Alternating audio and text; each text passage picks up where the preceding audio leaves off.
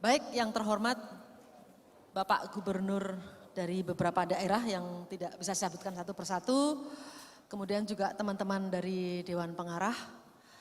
Sebetulnya saya sangat mendukung BRIDA ini untuk ada di daerah, karena kalau kita bicara inovasi dan riset, khususnya inovasi, itu harus betul-betul bisa dinikmati oleh masyarakat, apapun bentuknya. Sehingga sangat penting mendekatkan kemampuan intelektual para periset maupun inovator kepada kalangan grassroots. Saya merasakan ini pada saat berjalan-jalan, contoh saja yang sederhana ya, di Jawa Tengah. Di Jawa Tengah saya menemukan beberapa kegiatan yang directly mampu memberikan nilai tambah buat rakyat. Misalnya soal pabrik gula. BUMN mengatakan bahwa hanya 3.000 hektar saja yang masih bisa dikelola. Ternyata rakyat Jawa Tengah, walaupun hanya hasilnya itu 100 ton, tidak beribu-ribu, tetap dijalankan. Sayang sekali hal-hal seperti ini tidak terkonek dengan baik oleh pemerintah provinsi. Begitu juga pemerintah provinsi punya hal-hal yang baik, tetapi belum terkonekkan dengan di daerah. Harapan saya BRIDA nanti bisa menjadi hub atau nurturing kegiatan-kegiatan yang selama ini memberi manfaat langsung kepada masyarakat. Tidak lupa juga saya akan mention bahwa banyak sekali ditemukan bibit-bibit lokal yang baik, tapi juga hanya berlaku di lokal. Kalau itu kemudian akan diterapkan di tempat lain, belum tentu berhasil. Justru dengan BRIDA ini kita ingin menghormati uniqueness dan lokalitas dari masing-masing daerah di Republik Indonesia. Ujungnya, sehebat apapun BRIDA dibentuk, tapi kalau human capital atau manusianya tidak dibangun, ini semuanya akan sia-sia.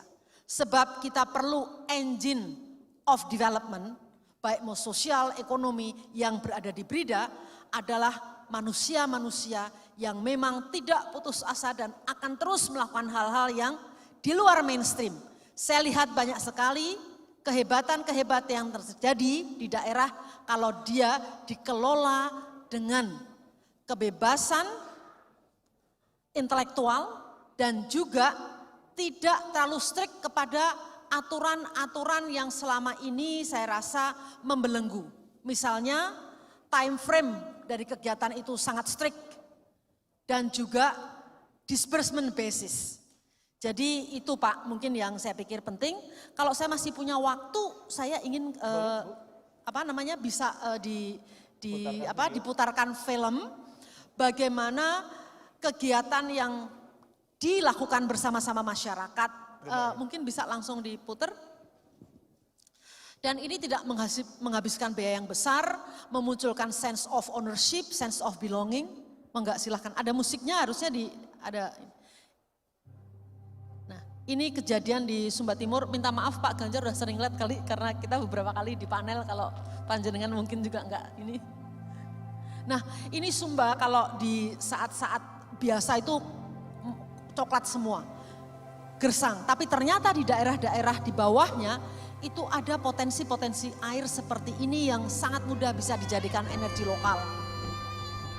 Nih kan mulai coklat begini ya. Dan ini mungkin bisa dikeraskan sedikit. Bagaimana kita menghadapi masyarakat itu. Oke, terima kasih. Jadi inilah kondisi Sumba, Republik Indonesia. Ini suara suku-suku di sana sedang membangun. Ini sebuah desa yang kita datangi tahun 99. Masyarakat perlu menyambut dengan gembira karena Indonesia merdeka dari 70-an tahun yang lalu, tetapi belum kami rasakan bantuan seperti ini.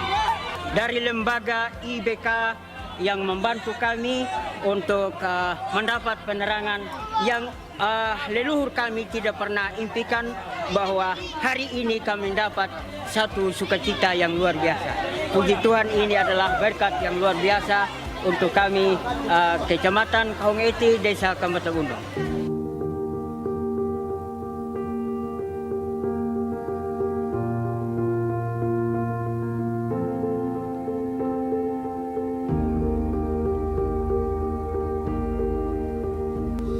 Dari keberlanjutan yang dari strategi BK adalah pada fondasi sosial, di mana masyarakat menjalin hubungan antar sosial masyarakat secara utuh dengan ada aspek partisipasi aktif dalam bentuk pembangunan gotong royong maupun pengelolaan secara bersama, sehingga mereka punya kesadaran untuk saling bahu-membahu, saling mengingatkan, saling membuka transparansi dan juga saling mengkritisi maupun memberikan saran untuk hal yang lebih baik. PLTMH ini tidak sekedar kita ngomong tentang teknis, tapi juga non-teknis. Bagaimana kita bicara tentang manusia, bagaimana masyarakat setempat itu merasa memiliki dengan kegiatan ini, dengan program ini. Karena itu menjamin bagaimana ini nanti bisa berlanjut.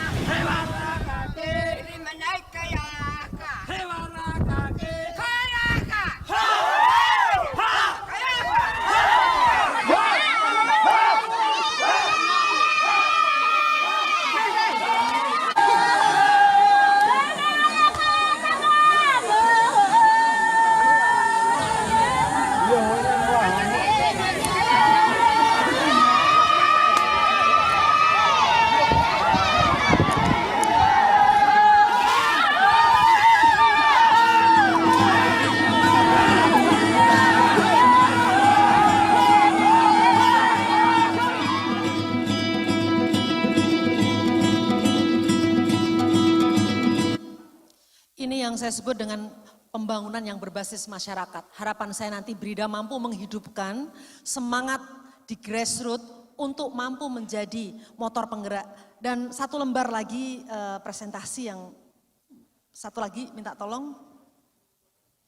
Nah, ini saya selalu menganalogikan bahwa Indonesia yang sejahtera dan berkeadilan itu seperti puncak gunung. Rakyat Indonesia mampu meraih puncak gunung, tapi bisa diklik lagi mas. Ini manusia Indonesia. Diklik lagi setiap detik diklik ya, jadi saya nggak usah bilang. Nah, tapi tadi manusia Indonesia bisa sampai ke puncak gunung karena dia diberi Tuhan kaki. Namun akan sangat lama dan dia dipercepat dengan adanya sepeda gunung. Tetapi sepeda gunung sendiri tidak akan mampu ke puncak gunung karena dia hanya enabler. Bagaimana sekarang driver dengan enabler ini jadikan satu?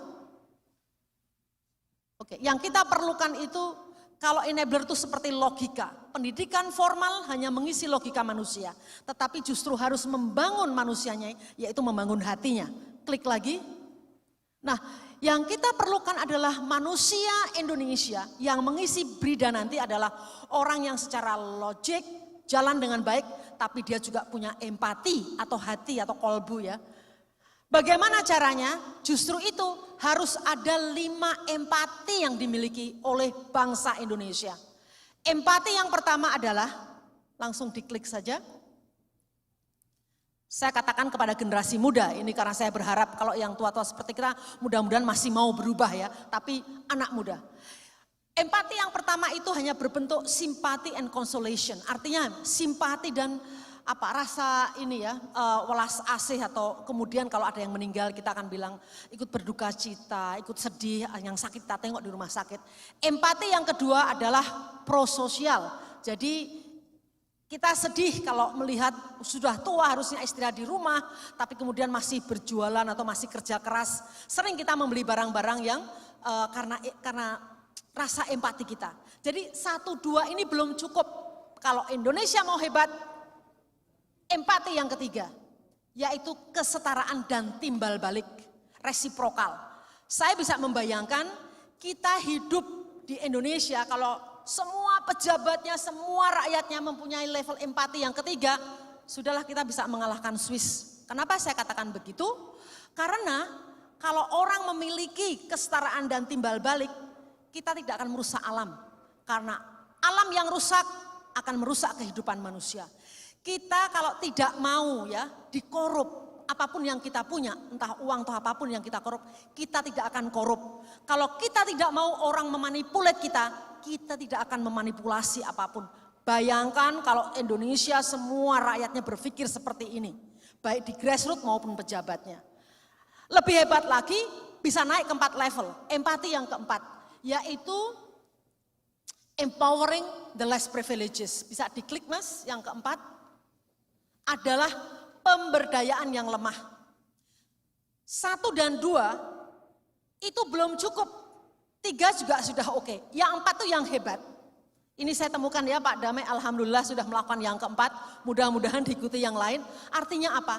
Kalau kita datang ke desa, banyak anak-anak yang tidak sekolah, banyak jalan yang rusak, tidak berlistrik, tidak berair. Yang kita lakukan adalah by all means, kita akan tiba-tiba berpikir saya harus membuat proposal.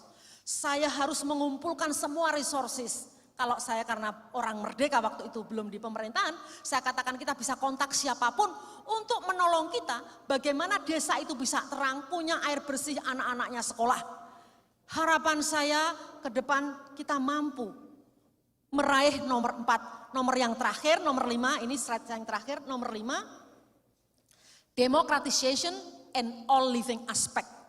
Demokratisasi dari seluruh aspek kehidupan. Itu yang harusnya negara ini perjuangkan. Saya yakin semua gubernur di sini insya Allah bisa memacu daerahnya untuk memiliki 5 empati ini. Yang kelima adalah membuka ruang akses kepada siapapun tanpa terkecuali terhadap resources, informasi, pembiayaan, dan apapun.